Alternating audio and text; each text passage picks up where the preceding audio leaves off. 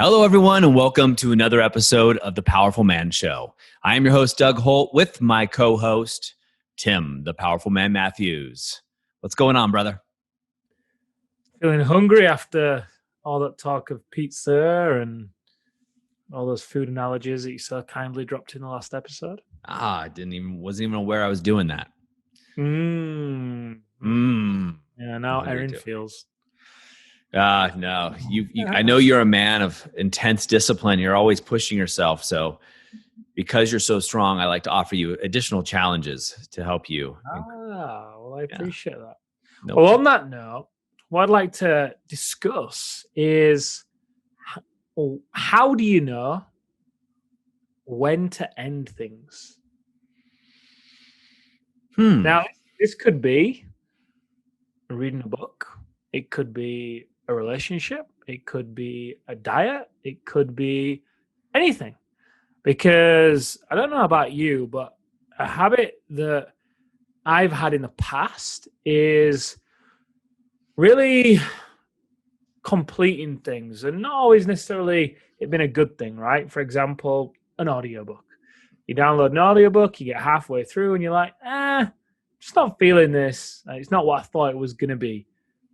But how often do you then finish the book anyway and take that extra hour, 2 hours, whatever? And not even just the time, it's the headspace that it then takes up, the distraction that it can then become. Versus just saying after half an hour, do you know what? This book, it's not the right one, not for me, and I'm going to end it. Same thing with a diet or anything in life. I'm curious. What do you think?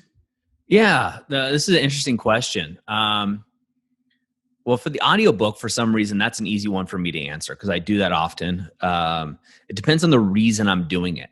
So I think this can apply to anything, really. Why are you doing it? So, for example, there's a book that I was reading called Crucial Accountability. I was listening to an audio. And I was looking for better ways to apply accountability structure to the movement, right? The movement of the powerful man. And I started listening to the book, and it became evident that this wasn't what I was looking for. I was looking for executables more than just theory, and executables that deal with the psychological components of why we do what we do and how to better structure accountability. And nothing against the book. It's just it wasn't going into the depth that I wanted to early enough. So I stopped. And I pivoted to something else that I thought would get me to that next step, right? So I was okay with that. I wasn't just dabbling, I was searching, right? I think there's a difference there and a delineation because oftentimes we can just dabble like, I really want to learn Spanish or Italian. And then we'll start and then we'll stop because whatever reason, whatever excuse comes up, we forget, we get lazy, or another goal goes, Italian, let's throw that out the window and I'm going to learn the guitar, or I'm going to go running every day, or whatever it is. I think when we can check in with ourselves and realize, are we going with our passions and our passions ebb and flow? Or have we set a goal and realized along the journey, like most goals, they get boring, right? The fruit of the journey, right? It's going to get boring from time to time. Working out. Right? There's nobody that I've ever met that every time they wanted to go work out, is super fit.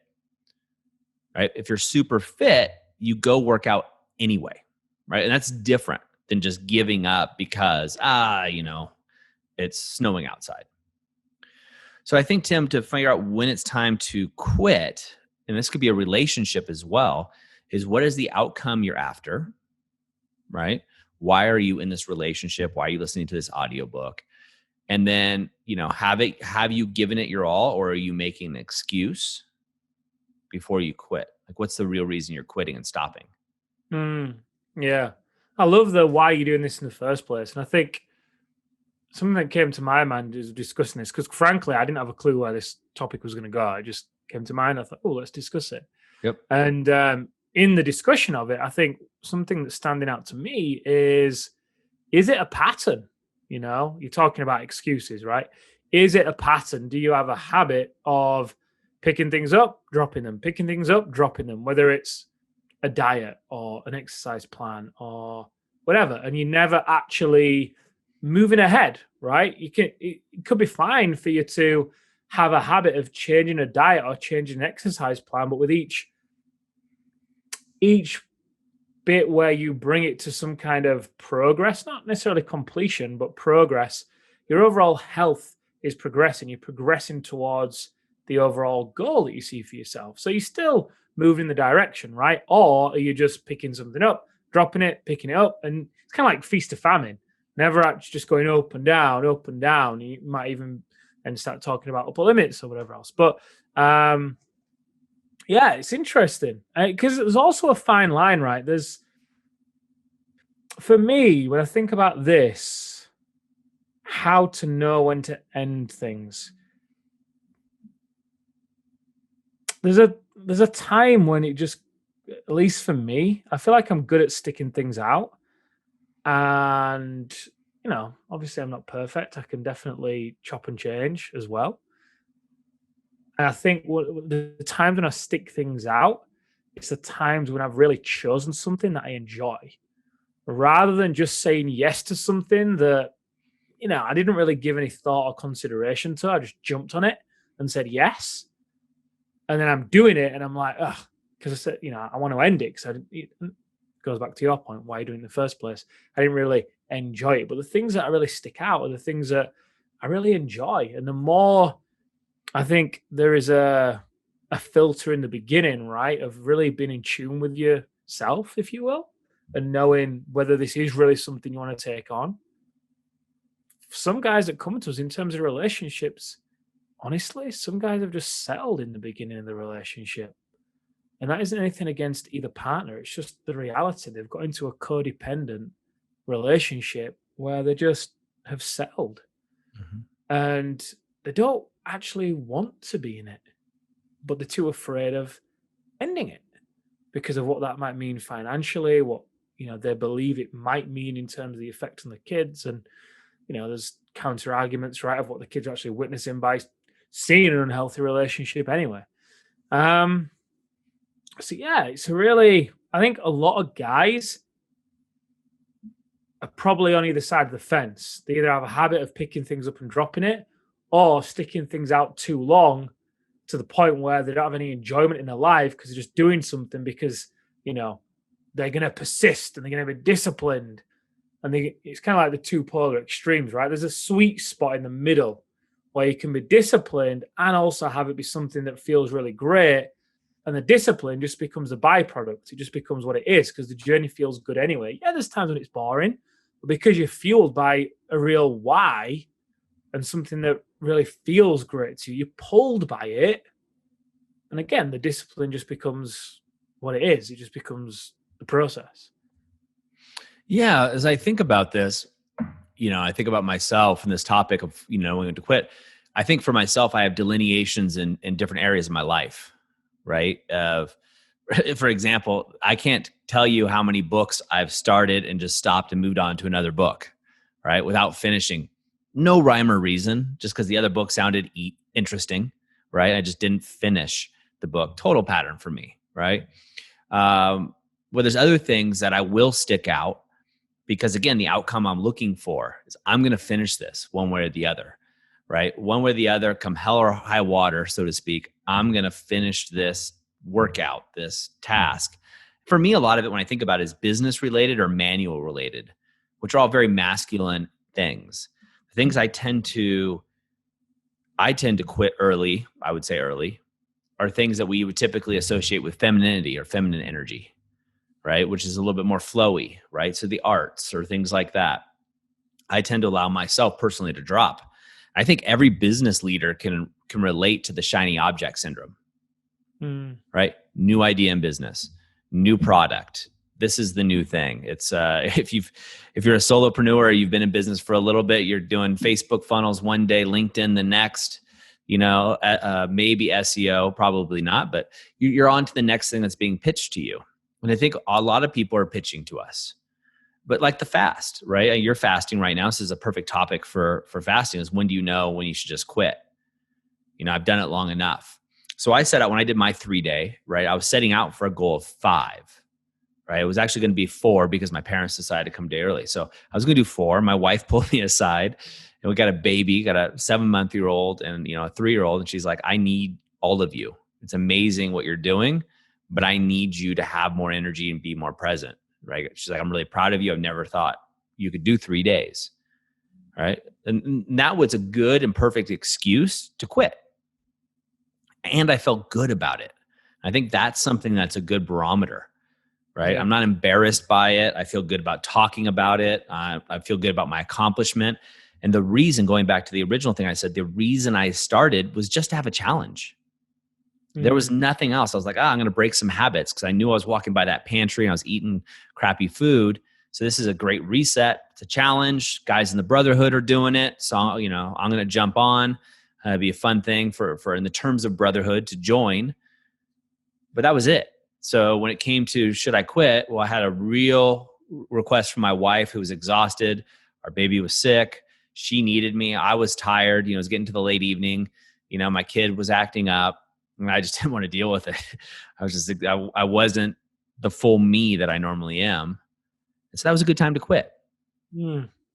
Relationships, right, Tim? Those are the same thing. You know, why are you in that relationship? Is it because you and the person in the same town of you just have a history together? Would you choose to spend time with that person if you didn't have that history? And I think it does all come back down to that feeling, you know, what feels true, right? And you know when you're lying to yourself, and you know when you're on point, you just know it, right? And I think for a lot of guys, especially the guys that come to us, they've got so used to living a life where they just feel obliged to say yes to things or self-sacrifice or, you know, take control of everything in the business and every question has to come through them and every, you know, the plate is just full of all these things. They don't really want to be on there, but they feel like they should be on there. They feel like they have to do things. They, you know, they start to compare. And it's in that place when you're living in that place, you can, it's a muscle, right? That feeling of it feels something feeling true is a muscle that you can work. And the more you work it, the stronger that sense becomes. And the more you live it, the better life becomes too. And it works the opposite way as well. So if you're telling yourself that you should do things and you have to and you need to and you feel obliged, you're going to be very out of tune with what then feels true. So then in terms of bringing it back to, you know, well, when do you stop things? You probably didn't want to start some of the things in the first place. And this is when a lot of the guys come to us and like, look, I just feel numb. You know, I've got all this external success. Like I look like I'm the man. I've got the car, I've got the home, I've got the house, I've got the wife, the family, everything. But really inside, I feel like a fraud. I feel like a failure. I feel empty. And this is part of the reason, right? Because they've stayed too long in certain things. And it might not have been anything to do with the relationship or even the business. It might just be that they're not even letting themselves include certain passions in their life, right? So then everything becomes a checkbox. Everything becomes something to do. And again, it feeds back to just, you know, being in tune with what really feels true. So, you know, why you're doing something, being careful about the, you know, considering something. I can't remember who the story is of, but there's a famous business guy that got offered some kind of investment, didn't he? And he said, and he looked and he's got his calendar out and had a look, and he said to the guy, let's say this guy was making the offer on a Monday the 1st, let's just say. He got his calendar out and said, right, I'll get back to you on Thursday the 8th at 2 p.m. And the guy's like, why? Like, can you not just tell me now? And he's like, well, that's when I've got thinking time. And, you know, I'm going to think about this and I'm going to deliberate this and then I'll get back to you. And I think it can be so easy just to, especially when you're feeling empty, you know, like you're feeling drained and exhausted, to just say yes and grab at things and scramble at things that really, you know, you don't want on your plate. And before you know it, you've got all these commitments, be it relationships, be it projects, be it whatever, people that you just don't want there. And then the guilt sets in and the shame and, well, I can't get rid of that person. I can't do this. I've got to keep it going. It's a recipe for a dull life. Yeah, I think in the context of this question, I think the two areas to look at the most, right? Or maybe it's three things, right? But two areas. Two areas would be business and relationships.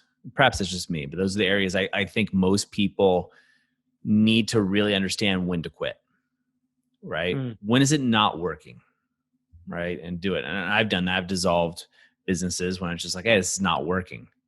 I'm not getting what I need. You're not getting what you need. The agreements, we have to rearrange them or dissolve altogether. And those are tough conversations, right? Because they have to do with relationships oftentimes. And then also relationships, intimate relationships, intimate with good friends. Most guys have their, what I call the remember when friends, right? All you talk about is remember when we were in high school and we did this, or in college and did that, or remember when. And because you don't have any new memories, maybe you could talk a little bit about current politics or, current news or something, but you don't really have that bond anymore. You're holding on to the past. And there's something to be said about that, quite honestly. There's something comforting about that. You know them. You just knew them as a kid. You don't necessarily know them now, right? Who they are as a man now. And I think those are two areas. And I think the other thing you really need to ask yourself is this a pattern of me? Like you said, Tim, is this a pattern of me stopping? Like, well, me, right? Starting to read a book and then stopping, right? Why? Why am I not taking that to completion? And ask yourself. These are great inquiries to be in. I think inquiries very few people allow themselves to go into. We ask ourselves questions about who you're going to vote for in the next election, or, is COVID real or fake, or whatever. Do you do inquiries about your own habits and your own daily disciplines and the own things that you do? And I think that's a really powerful question. We talk about being the powerful man, right? Which is your own definition of what that is. I think that power comes from clarity in business and life and relationships, and getting clear on who you are as a man and what drives you and why you do the things you do, thus gives you power to make changes if you want to keep going if you want to, et cetera, et cetera. Yeah, great point. Great point. I think people shirk the inquiry, don't they, as well, partly because I think they take it personal.